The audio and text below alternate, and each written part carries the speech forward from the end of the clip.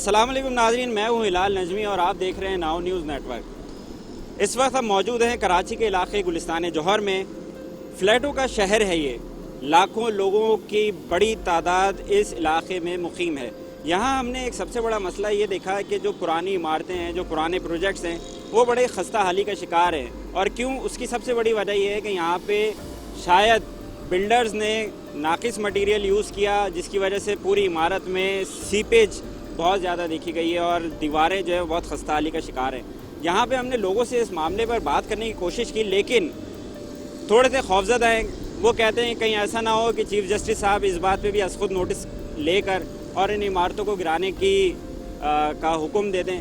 बहरहाल एक मसला है, यहाँ की जो मुख्तलिफ यूनियंस हैं बिल्डिंग्स की, उन्होंने अपने तौर पे तो काफ़ी मरम्मत कराई है, बहुत काम भी किया है, लेकिन SBCA या KMC या DMC या फिर कैंटोनमेंट जो भी यहाँ के करता धरता हैं, उनको इस मामले को सीरियस लेना चाहिए कि आया कि खुदा न खास्ता अभी जैसे कुछ दिन पहले भी 4 पॉइंट का रेक्टर स्केल पर शिद्दत थी ज़लज़ले की और यहाँ के शहरी बहुत शदीद खौफजदा भी हो गए थे।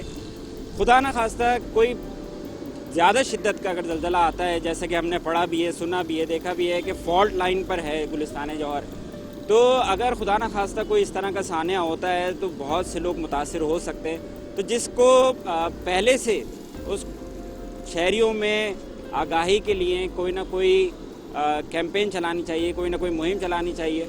बहरहाल हमारा तो, हम चूँकि बहैसियत मीडिया हमारा काम है पैगाम पहुंचाना, तो हमने यहाँ पे कवर भी किया, लेकिन लोगों से हमने बात करने की कोशिश की, वो खौफजदा हैं, वो बात नहीं कर रहे हैं, कह रहे हैं कहीं ऐसा ना हो इंतज़ामिया या सुप्रीम कोर्ट इसका नोटिस लेकर जो है वो इन इमारतों को गिराने का हुक्म दे दे और उनकी रिहाइश का मसला हो।